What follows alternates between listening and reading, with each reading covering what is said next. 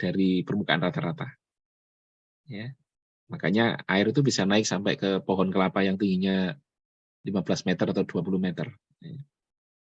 Itu karena kapiler sangat kecil, pipa kapilernya. Ini beberapa konstanta conversion.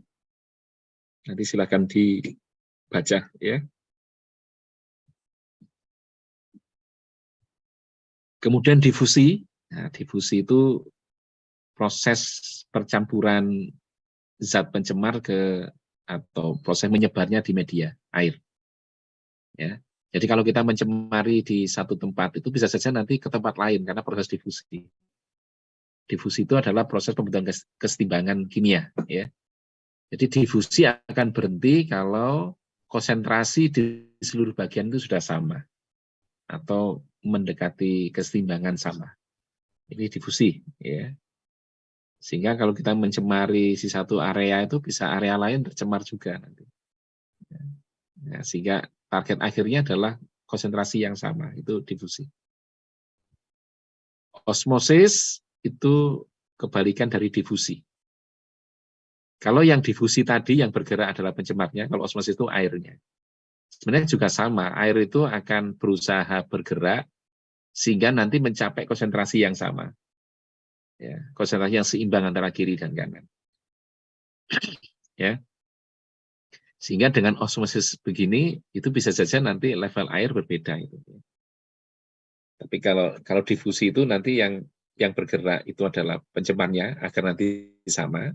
Kalau yang osmosis itu airnya yang bergerak ke sana. Sehingga nanti juga target akhirnya adalah konsentrasinya sama. Itu baru keseimbangan. Kita belajar membran, kalau belajar membran itu tentang itu.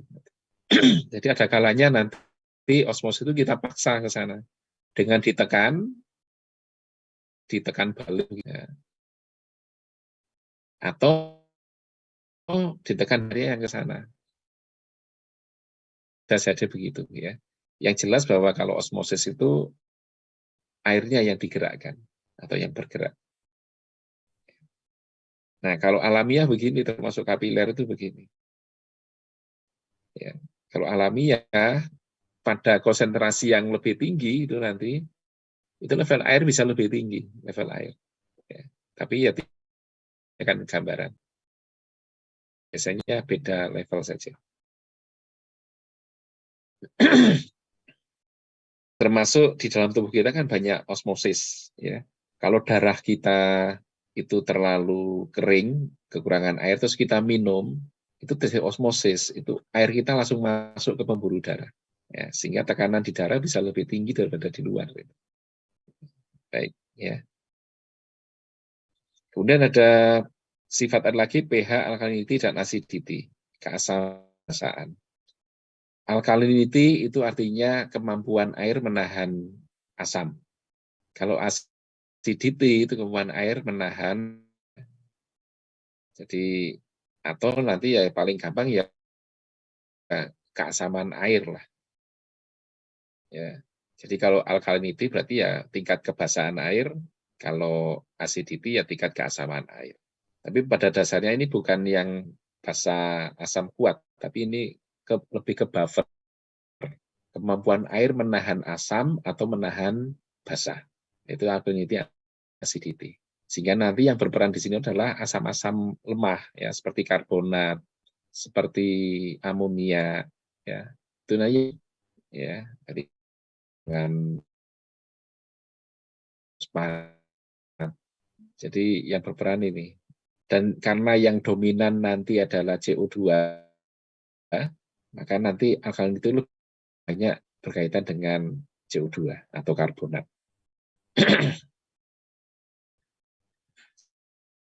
pH skala umum ya. Tuh. Kemudian bagaimana kita menguji air ya.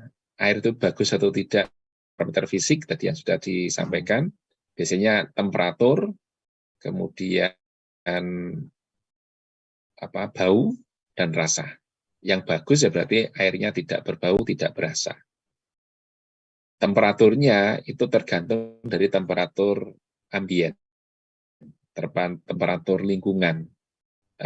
Biasanya air itu punya temperatur yang alamiah itu lebih rendah dari udara sekitar, antara 3 sampai 5. Jadi misalkan udara itu temperaturnya 32 begitu, air mungkin ya sekitar 27, 28 atau 29 derajat Celcius.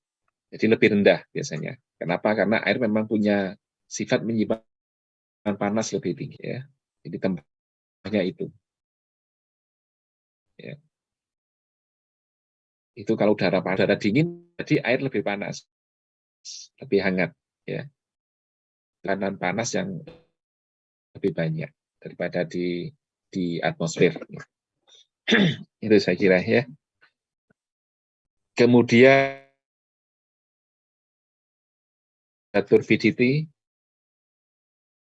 ya, total suspended solid ya, jadi banyaknya padatan yang tersuspensi. Kemudian kalau turbidity itu biasanya lebih suspensi yang stabil ya, misalnya kekeruhan ya. Ini ukurannya biasanya hampir sama ya. Jadi airnya keruh atau tidak, nah itu TSS-nya tinggi dan diukur dengan turbiditas ya, kekeruhan ya.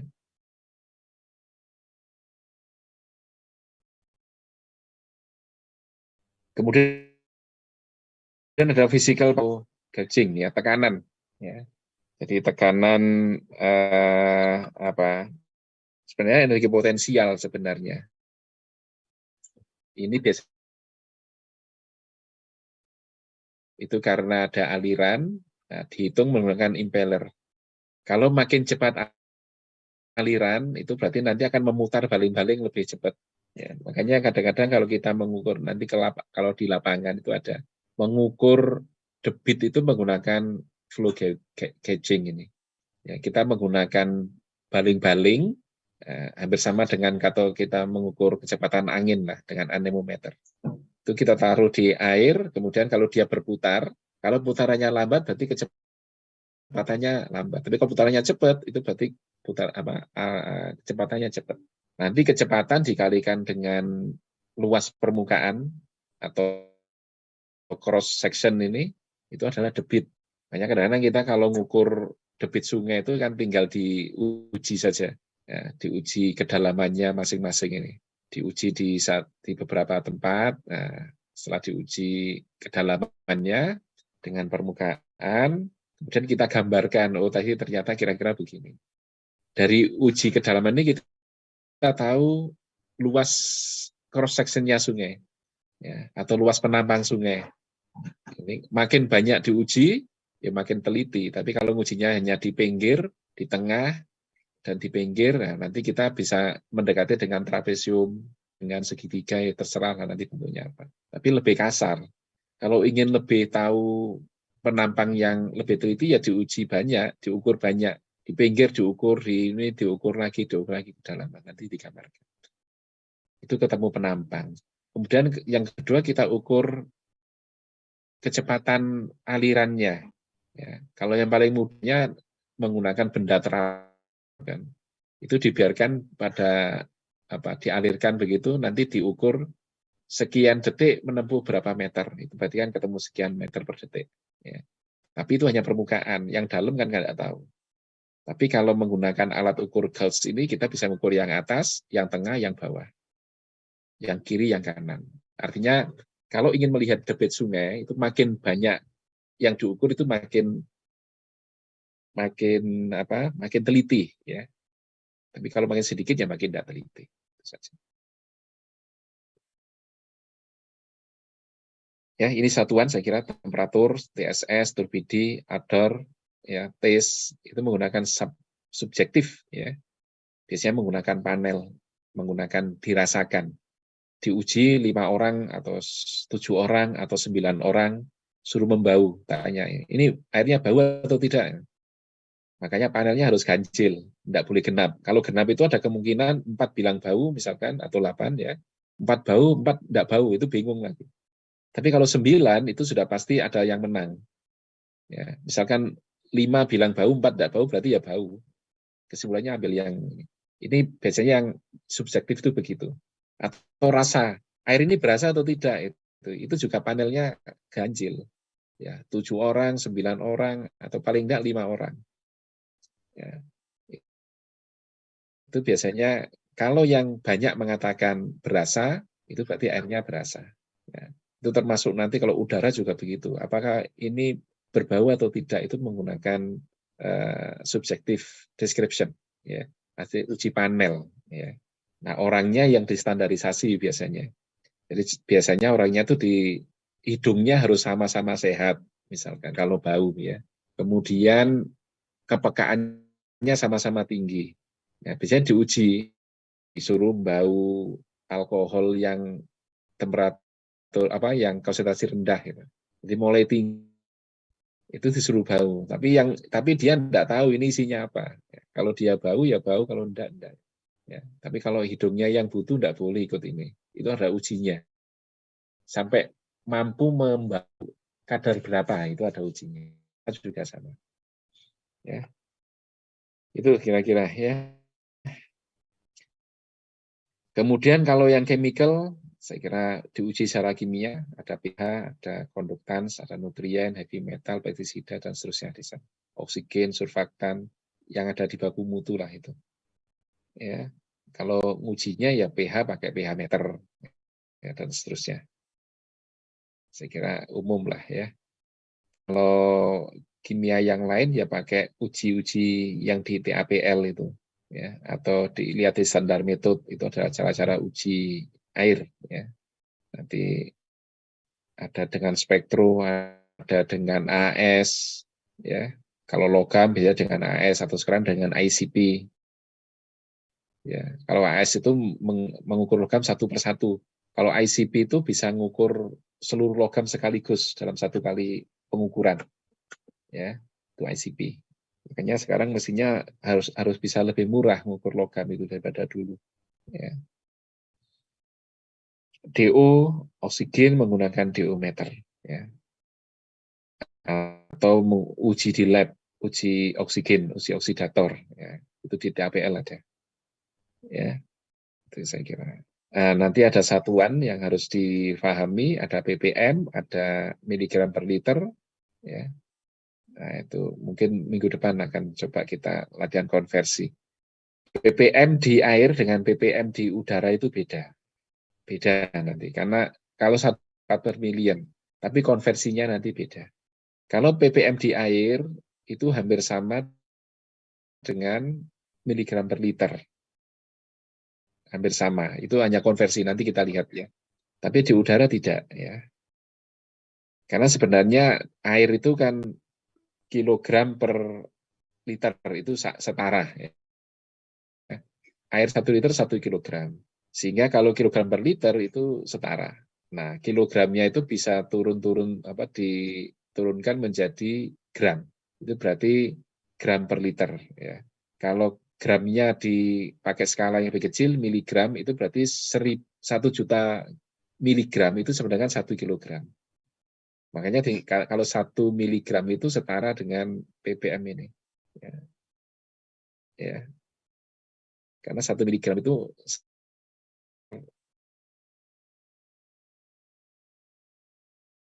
jelas menghidupan saja lah, ya.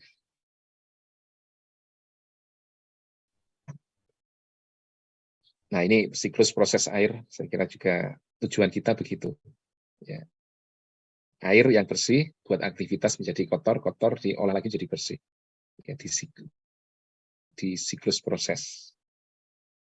Ya. Kan sebaiknya kalau sudah bersih jangan dikotori lagi. Tapi kalau tidak ngotori berarti kita tidak aktivitas. Kalau aktivitas ya pasti mengotori. Makanya di iklannya apa dulu sabun itu kotor itu baik. Ya, karena berarti menunjukkan ada aktivitas. Kalau tetap bersih saja tidak ada aktivitas itu. Sama dengan saudara punya buku kalau dulu zaman saya buku itu kalau 1 semester tetap baik berarti tidak pernah dibuka, tidak pernah ditulis. Tapi kalau bukunya sudah lecet begitu mungkin sering dibaca. Oke. Ya, limbah saya kira pengertiannya bisa dibaca. Ya. Jadi air yang sudah dimanfaatkan kemudian tercampur oleh aktivitas manusia, ya, dan melebihi baku mutu. itu berarti dicemar. Ya. Kalau tidak melebihi baku mutu, maka kita tercemar. Karena tercemar itu aturannya ada regulasi. Ya, misalkan ada air, tiba-tiba ada industri melepaskan limbahnya ke sungai. Ya. Dan kita menuduh, itu mencemari. Belum. Ya. Kecuali kalau kita membuktikan bahwa setelah dicemari itu, setelah dibuangi limbah, itu airnya melebihi baku mutu. Itu baru kita boleh mengatakan mencemari. Atau limbah yang dikeluarkan melebihi baku mutunya. Itu mencemari. Ya. Jadi misalkan tiba-tiba kita membuang sesuatu itu belum tentu mencemari ya. Ya, tapi kalau mengotori ya. Tapi kalau sudah bilang pencemaran itu ada aturan biasanya. Sumbernya bisa macam-macam ya, domestik, komersial, industri, kemudian agriculture, peternakan dan seterusnya. Nah, sebenarnya yang kita olah itu ini sebenarnya. Walaupun kita mengolah air limbah itu lebih dari 99% itu air. Mari itu kira-kira hanya 1 ya atau 0,1% ini. Yang paling tinggi paling ya 1% lah. 1% itu kalau sudah ada kadar 10.000 ppm. Ya, tapi kalau kadarnya tidak sampai 1000 ppm, misalkan hanya total hanya 1000 ppm itu berarti ya 0,1 ini. Kebanyakan limbah itu ya 1000 ppm kadarnya. Itu tinggi tapi ya. Nah, artinya apa? Bahwa yang kita olah itu ya hanya 0,1 ini sebenarnya yang kita olah. Airnya kan tidak diolah. Jadi kita mengambil pencemar itu hanya sebesar 0, paling maksimum 1% yang kita olah. Tapi beratnya begitu. Ya, padahal hanya sedikit. Ya. Ya, sedikit tapi sangat. Ini. Nah, dari pencemar itu umumnya ya, yang organik 70%, yang anorganik itu 30%. Jadi kalau mau dipersen lagi dari total 3 dan 0,007. Dan organik itu kebanyakan adalah makanan ini, banyak protein, karbohidrat, lemak. Anorganik lebih banyak logam dan mineral, garam.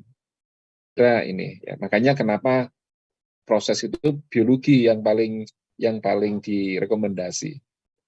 Karena sebagian besar organik ini. Organik itu sebagian besar adalah makanan. Ya, itu. Soal nanti ada yang toksik, kemudian ada tapi mengganggu. Nah, yang toksik mikroorganisme dan sebagainya. Ya, pencemar utama itu yang 0,1% ini ya kira-kira ini PSS, BUD, COD, nitrogen, fosfat, logam, bakteri, organik dan asam-asam organik ya.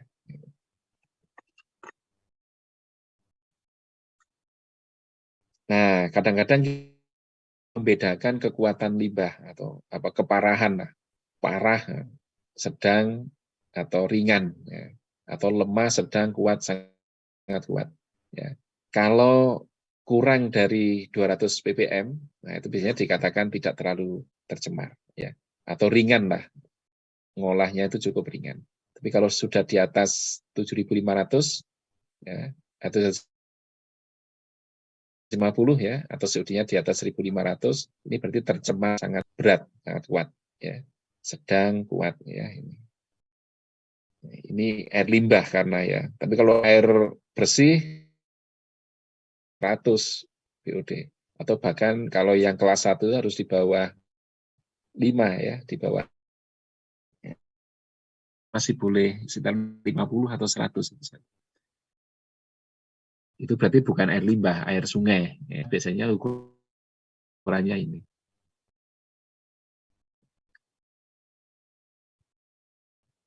Ya, itu. Kenapa harus diolah? Saya kira ya untuk mengurangi polusi, untuk mengurangi sakit. Ya. Yang jelas itu yang memisahkan pencemar dan air. Memisahkan yang 0,1 dari 99,9 tadi. Oke, dampak ini silahkan nah ini kan contoh-contoh yang sudah tercemar, ya, karena ada pembuangan limbah, ya, ada kegiatan domestik di tepi sungai, ini kan limbah semua, ya. Ada pemukiman padat di tepi sungai, ini gambar-gambar di Surabaya ini. Ya. Kalau ini cita-citanya membuat sungai yang bersih begini. Ya.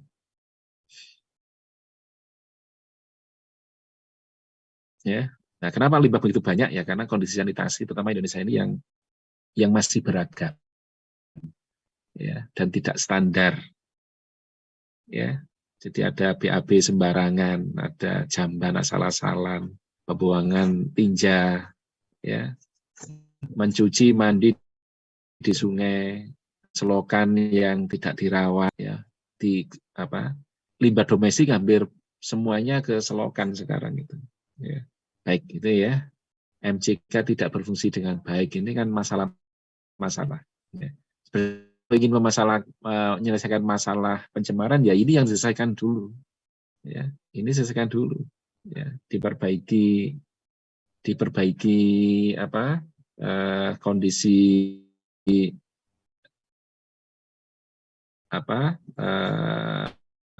kebiasaan sanitasi kita itu yang harus diperbaiki. Ya.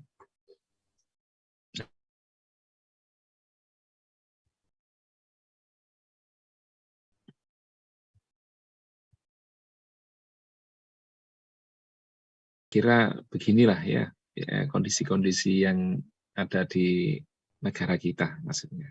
Ya. Yang lain saya kira silakan dibaca, ini beberapa penjelasan saja. Ini dampak pada kesehatan manusia, ya, kalau seandainya buruk dan sebagainya. Pada lingkungan, ya, ekonomi yang jelas, karena airnya menjadi kotor, maka kita harus mengeluarkan biaya untuk mengolah, ya, harus mengeluarkan biaya untuk, ya, harus mengeluarkan biaya karena kemampuan generasi yang menjadi, ya, dan seterusnya. Produktivitas bisa turun, pendapatan wisata menjadi tidak besar misalkan begitu ya, karena kotor kan orang nggak mau datang, ya. Jadi ini beberapa fakta saya kira nanti silahkan dibaca saja. Jadi berkaitan dengan biaya akibat sanitasi yang tidak baik, ya. Itu masalah sanitasi saya kira, ya.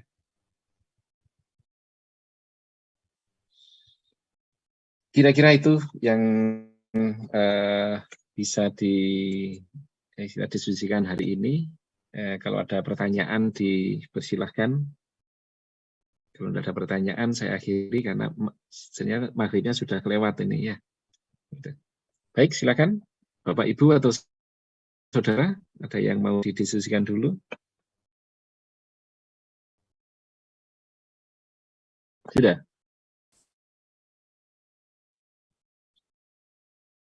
Tidak ada masalah ya? Kalau ada pertanyaan berarti saya akhiri. Oke, mungkin tidak ada. Sudah, Pak. Ya. Ya, untuk minggu depan bagaimana, nanti usulannya silakan ditulis di forum diskusi ya di My Classroom ITS. Jadi silakan dipikirkan. Kalau memang tidak bisa dipindah berarti ya tetap waktunya apakah tetap daring atau luring, ya itu nanti silakan didiskusikan. Ya. Jadi karena memang yang luring itu ya hak saudara, yang daring ya karena perjanjian saudara, perjanjian dengan kampus, ya saya kira mesti harus dinegosiasi dengan baik. Baik, itu saya kira nanti lebih lanjut silakan dilihat di My ITS Classroom termasuk materi ini. Kemudian kalau ada diskusi, ya, saya kira itu untuk kuliah awal. Saya akhiri. Wassalamualaikum warahmatullahi wabarakatuh. Waalaikumsalam. Terima kasih, Pak. Waalaikumsalam warahmatullahi wabarakatuh. Terima Terima kasih, kasih Pak. Bapak.